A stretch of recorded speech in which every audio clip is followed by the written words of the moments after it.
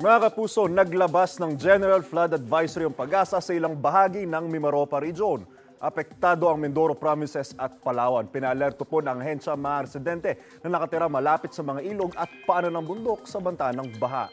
Bunsod po yan ang inaasahang pag-ulan ngayong araw dahil sa hanging habagat. Asahan din ang monsoon rains dito sa Metro Manila, Ilocos Region, Batanes, Babuyan Islands, Zambales, Bataan, Cavite at Batangas. Ingat po tayong lahat, mga kapuso. Ako po si Anjo Pertiera, ang inyong UH Weather Presenter.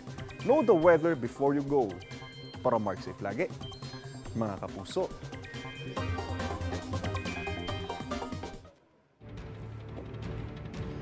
Bukod sa lupang hinirang at panatang makabayan, required na rin sa flag ceremonies ng gobyerno at public schools ang bagong Pilipinas Hymn at Pledge. Approved kaya yan sa mga empleyado ng gobyerno. Live mula sa Caloocan, may unang balita si James Agustin. James? Good morning. Aprobado naman dun sa mga nakausap ko na empleyado ng City Hall yung pinatupad ng Malacanang. Dito po yan sa Caloocan tayo may mga nakausap na mga empleyado. Kaugnay doon sa maging bahagi ng flag raising ceremony yung bagong Pilipinas Hymn at bagong Pilipinas Pledge. Sa ilalim ng Memorandum Circular No. 52, inaatasan ng lahat ng national government agencies at instrumentalities nito kabilang ang GOCCs at educational institution na kantahin ang bagong Pilipinas Hymn at bigkasin ng bagong Pilipinas Pledge kada linggo kasabay ng flag raising ceremony. Pati local government units o LGU hinihikayat na gawin din ito. Ito raw ay para maitanim lalo ang prinsipyo ng bagong Pilipinas brand ng pamamahala at pamumuno sa gobyerno. Hindi na raw ito kailangan pa ayon kay House Deputy Minority Leader and ACT Teachers Party List Representative Franz Castro. Sapat na raw ang lupang hinirang at panatang makabayan. Approved naman ito para sa ilang empleyado ng Caloocan City Hall na nakausap namin. Approved naman, no problem. Yun talaga kapatakaran to, so dapat sundin. Bilang mamamayan ng natin, Pilipinas. Ayos naman, mabuti naman.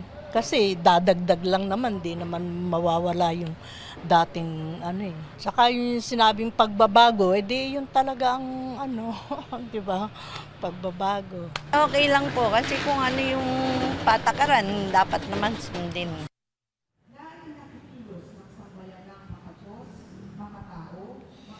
Gan sa mga oras na ito ay ongoing yung flag raising ceremony dito sa Caloocan City Hall at katatapos lamang noong lupang hinirang maging yung panatang makabayan. At nakita natin yung nandoon sa programa nila at bahagi na nito yung pagkanta ng bagong Pilipinas Hymn at pagbigkas doon sa bagong Pilipinas Pledge. Maya-maya lamang po magaganap yan. Yan ang unang balita mula rito sa Caloocan. Ako po si James Agustin para sa GMA Integrated News. Sa kalsada nagpalipas ng gabi ang ilang nasunugan sa Santa Cruz, Maynila kahapon. Isang senior citizen ang nasawi sa sunog. Problema rin ang nawalang supply ng kuryente. Yan ang unang balita live ni EJ Gomez. EJ. Mariz, ilang mga residente ngayon ang tinitiis ang kawalan ng kuryente dito sa ilang bahagi ng Elias Street, Barangay 351 Santa Cruz, Maynila. Yan ay matapos sumiklab ang sunog kahapon ng umaga, kung saan nagputukan ang mga kawad ng kuryente. Kanya-kanyang latag ng matutulugan sa kalsada ang mga residente sa Elias Street, Barangay 351 Santa Cruz, Maynila. Kabilang sila sa mga nasunugan dito kahapon. Nasa 30 bahay at 80 pamilya ang apektado. Ang ibang nasunugan sa evacuation center nagpalipas ng magdamag. Ang ilang residente naman hindi nasunog ang mga bahay pero wala pa rin kuryente hanggang ngayon. Apektado ang kuryente dahil ganito ang eksena kahapon. Sa kuha ng isa sa mga residenteng nasunugan, kita ang sunod-sunod na pagputok ng mga linya ng kuryente. Ang mga taga roon tumulong na sa mga bombero sa pag-apula sa apoy. Marami na pong nangyayari talaga dito sa lugar po namin na minsan may mga nag-spark, may mga nag-iinit, may mga nagbabaga-baga po. Nung umuusok po yan, nung nagpumutok na po sa loob, siguro po ayun nga daw, tumama po sa ceiling dun sa loob ng bahay. Sinubukan daw nilang apulahin agad ang apoy.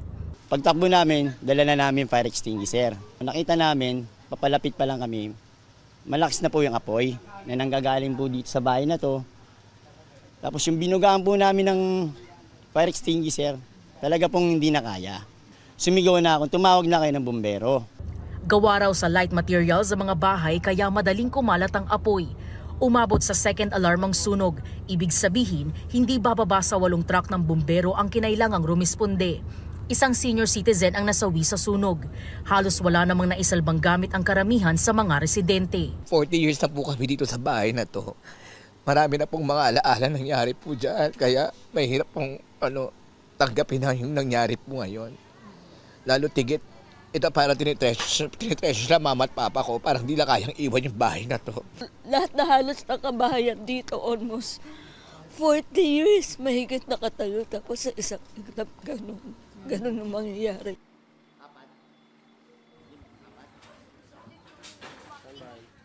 Mariz, sa mga oras na ito, nananatili sa tabing kalsada ang ilang mga residenteng nasunugan. Sila yung mga nakausap natin kaninang madaling araw na puyat daw dahil sa hindi makatulog ng maayos.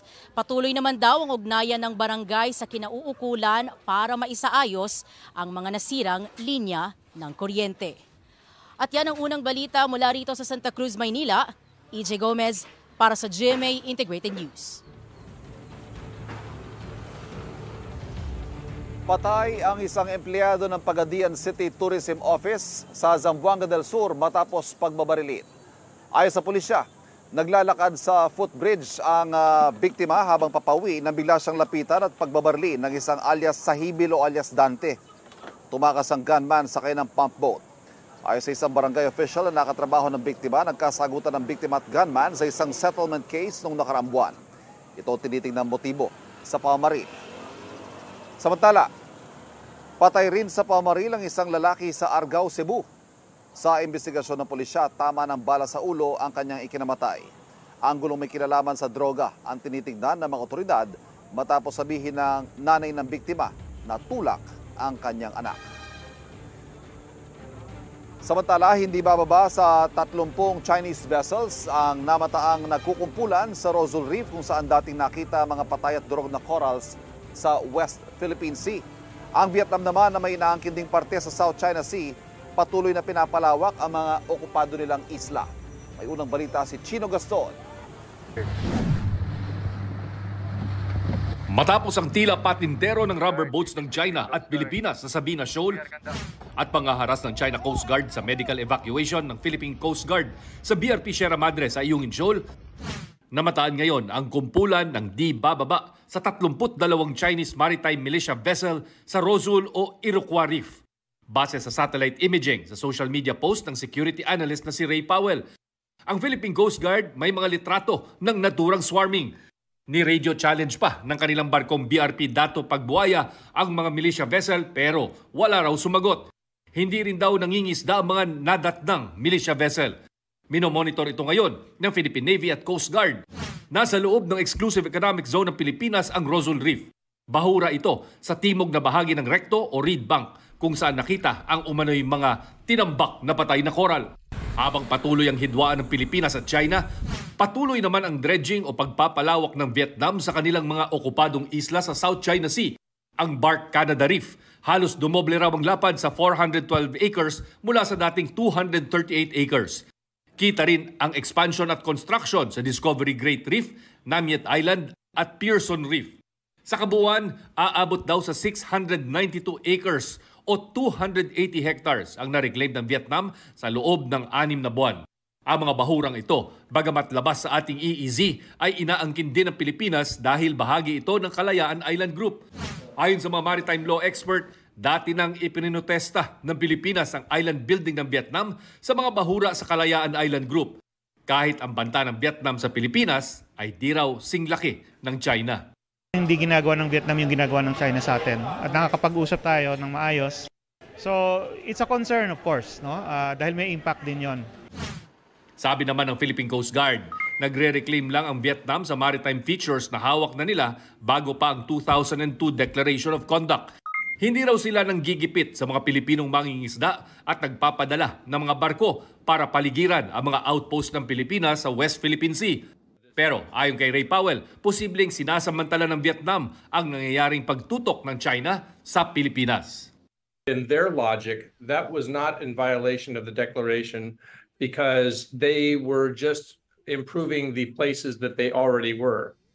Whereas they don't recognize the BRP Sierra Madre as being a legitimate, occupation. Samantala, tinawag ni National Security Advisor Eduardo Año na kalokohan, walang katuturan at hindi katanggap-tanggap ang pahayag ng Chinese Foreign Ministry na kailangan mag-abiso ang Pilipinas tuwing may resupply mission tayo sa Ayungin Shoal na nasa loob ng EEZ ng bansa. Ito ang unang balita, Chino Gaston, para sa GMA Integrated News. Nangamatay ang mga isda at alagang hayop sa Mexico dahil sa matinding tagtuyot na nararanasan doon. Sa Syria naman, makapigil hininga ang pagsagip sa batang natrap sa balon. Papasada ng UB Express Overseas.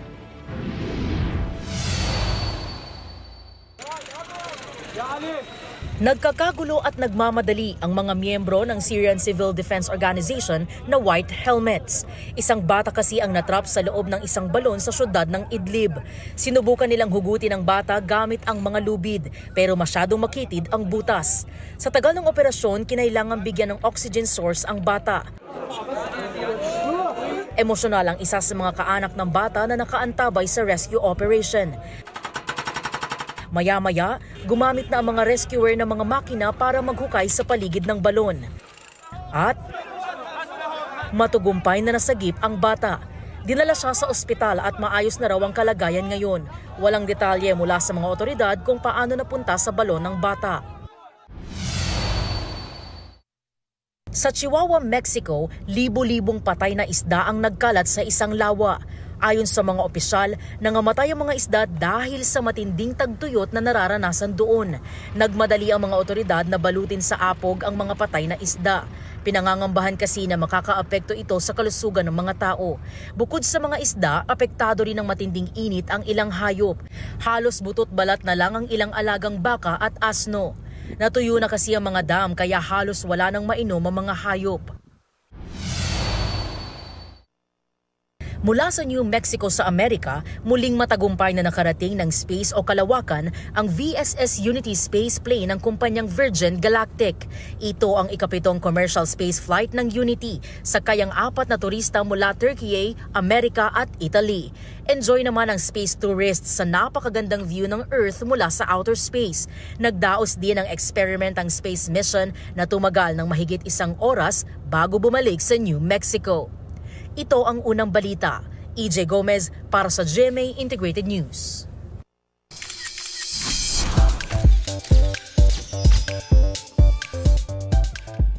Enjoy sa La Union vacation si Elle Villanueva kasama ang boyfriend na si Derek Monasterio. Nag-celebrate din si Elle ng makiling success kasama ang kanyang fans. Yan ang unang chika ni Aubrey Carampel.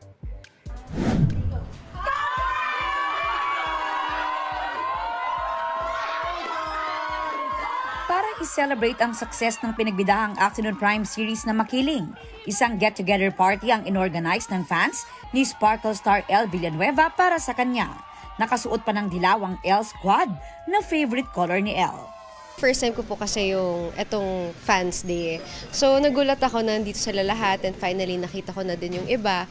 So tuwang-tuwa ako na nakita ko sila lahat pa sila naka-yellow. Enjoy ang fans sa games kasama si Elle. Nagkaroon din sila ng chance na makapagpa-picture sa kanilang idol. Thankful si Elle sa love and support ng fans na malaking dahilan daw kung bakit din naging matagumpay ang serye. Super happy kasi nakikita ko yung comments ng iba at nakikilala ko na din kung sino yung nagme-message. Happy rin si Elle na ipinalalabas muli ang Voltes 5 Legacy sa GMA Afternoon Prime. Naging espesyal din daw sa kanya ang series, lalo at naging kaibigan daw niya ang kanyang co-stars. Recently, nagbakasyon sila ng boyfriend na si Derek Monasterio sa La Union, kasama ang Voltes 5 Legacy co-stars na sina Miguel Tan Felix at Isabel Ortega. Tumuloy raw sila sa bahay ng pamilya ni Isabel at ipinagluto raw sila ng mommy ni Isabel na si Michelle Ortega.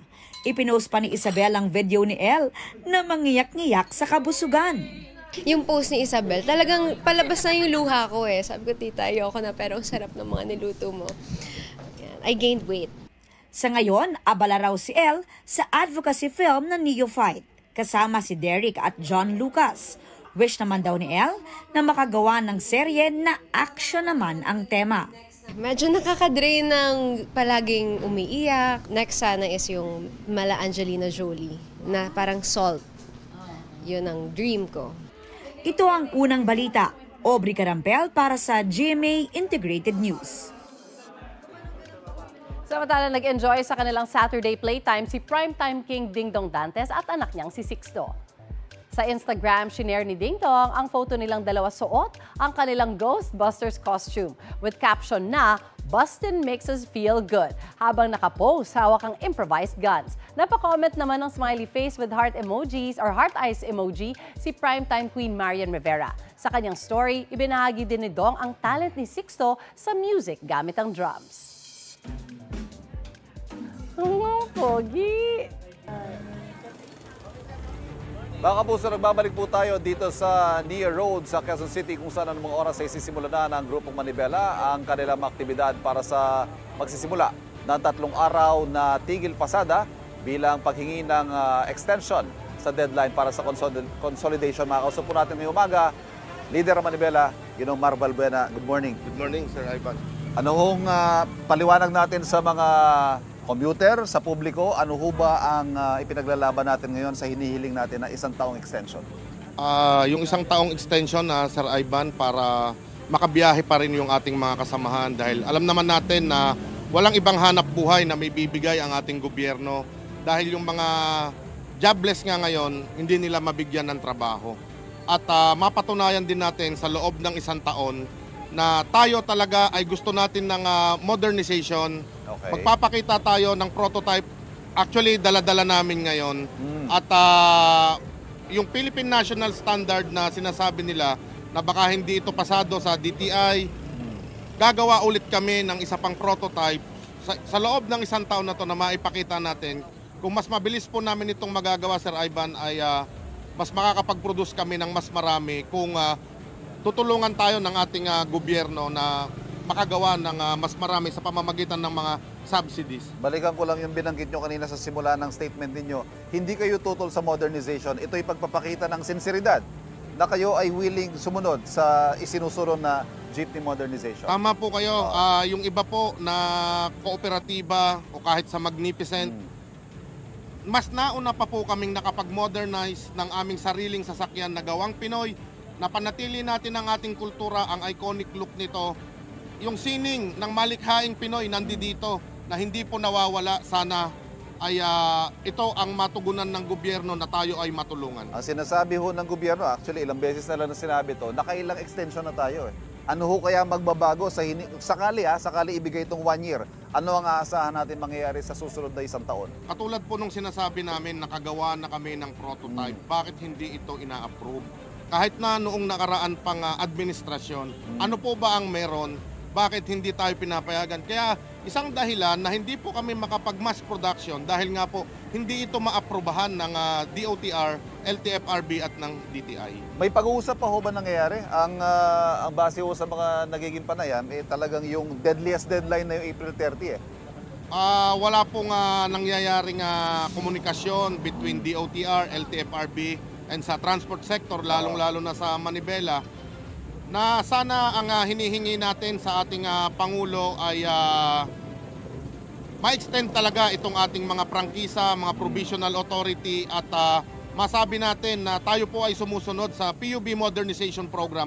Again, never po kaming tumutol sa pagbabago sa magandang adhikain ng ating pamahalaan na mabago yung makina ng ating mga jeepney, pero sana yung sinseridad ng ating pamahalaan, ng ating Pangulo, ng DOTR, ng LTFRB, makina lamang po ang kailangan natin na Euro 4 compliant, na hindi po talaga mausok na sinasabi, talaga pong 100% na talagang nakasuporta kami doon sa programa. Panghuli, para sa kaalaman ng publiko, ano-ano ho magiging aktibidad ninyo ngayon hanggang sa mga susunod na araw na maaaring makaapekto sa kanila? Ngayong araw po ay may pagkilos tayo o kilos protesta dito sa harapan ng LTFRB upang ipanawagan yung ating 1 year na extension at ang LTO na rin na siyang walang habas din na humuhuli sa ating mga kasamahan at harassment talaga ito, talagang panggigipit ito. Lalong-lalo na sa MMDA na araw-araw daig pa yung mga pulis kung makapaghuli sa ating mga kasamahan.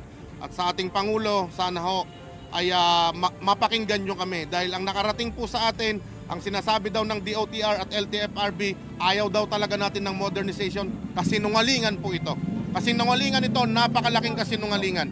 At sa ating mga mahal na mananakay, humihingi po kami ng paumanhin, paulit-ulit po para din po sa inyo ito. Katuwang po ninyo kami dito na sa darating na mga panahon na hindi po kayo mahirapan sa pagbabayad ng pamasahe at lalong mas gumanda yung pagsiservisyo ng aming mga jeepney at mga drivers.